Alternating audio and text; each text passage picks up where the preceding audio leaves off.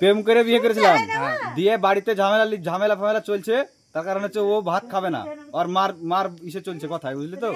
তাই জন্য দুধ দিয়ে গা ধুবো, দিয়ে ওই বউ ছেড়ে দিলাম, তাই দুধ দিয়ে গা ধুবো, শুদ্ধ।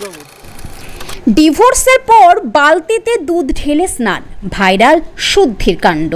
ওরকম শুহুর মুখে বউ দরকার না, ওরকম শাশুড়ি দরকার নাই। ভালোবাসা ভেঙেছে কিন্তু উৎসব থামেনি। হরিহরপাড়ার আরিফুল শেখ ডিভোর্সের পর নিজেই করলেন নিজের পুনর্জন্ম। প্রেম করে বিয়ে, 3 বছরের সংসার ভাঙার পর একেবারে সিনেমার মতন দৃশ্য।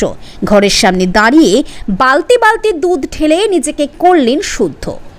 চারপাশে জড়ো হলেন প্রতিবেশীরা, কেউ হাসলেন, কেউ বা ভিডিও করলেন। আরিফুলের বক্তব্য স্পষ্ট, ভুল করেছিলাম, আবার নতুন করে জীবন শুরু করব, তাই শুদ্ধ হচ্ছি।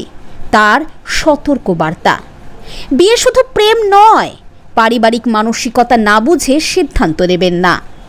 এই ঘটনা মুহূর্তের মধ্যে ভাইরাল সোশ্যাল মিডিয়ায়। মানুষ বলছেন ডিভোর্সের দুঃখে কেউ ভেঙে পড়েন, আবার কেউ বা শুদ্ধ হয়ে উঠে দাঁড়ায়। বলছি আপনার ডিভোর্স হওয়ার কারণ কি? ডিভোর্স হওয়ার কারণ হচ্ছে তার মা বাবা। ওর মা বাবা আমার সঙ্গে চলতে দেবে না, আর মানে মেন কথা হচ্ছে ভাত খেতে দেবে না আমার। তো এতে আমার কোনো সমস্যা নাই। আজকে ডেটে বিয়ে হয়েছিল 3 বছর আগে, আজকে হচ্ছে জুনের 21 তারিখ, আর 21 তারিখে বিয়ে হয়েছিল, আজ 21 তারিখেই ডিভোর্স হয়েছে। তো আমি মানে বলতে চাইছি যে আমার গা ধোয়ার কারণ হচ্ছে এটাই যে আমি ওই মেয়েকে এতদিন ধরে সংসার করলাম, মেয়ের সঙ্গে মেয়েটা এত মানে জ্বলিয়ে পুড়িয়েছে আমাকে, সেই কারণে আমি মানে গোসল করে বাড়িতে প্রবেশ করলাম। আচ্ছা, দুধ দিয়ে গোসল করে বাড়িতে প্রবেশ করলেন? হ্যাঁ, দুধ দিয়ে গোসল করে আমি বাড়িতে প্রবেশ করলাম, মানে ওই মেয়ের হাত থেকে মুক্তি পেলাম, তাই জন্য আমি মানে গোসল করলাম ওইটা দিয়ে, বাড়িতে। তো আমাদের এই যুব সমাজকে কিছু বলবে তুমি?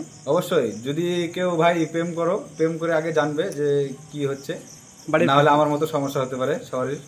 তো আমি তাই বলবো যে প্রেম করে বিয়ে করলে একটু বাড়িতে মানে দেখাশোনা করে বিয়েটা করলে একটু ভালো হয়। প্রেম করে বিয়ে করে এরকম ভাবে কেউ করো না বিয়েটা, তাহলে না হলে আমার মতো সবারকে হয়তো জ্বলতে হবে এরকম।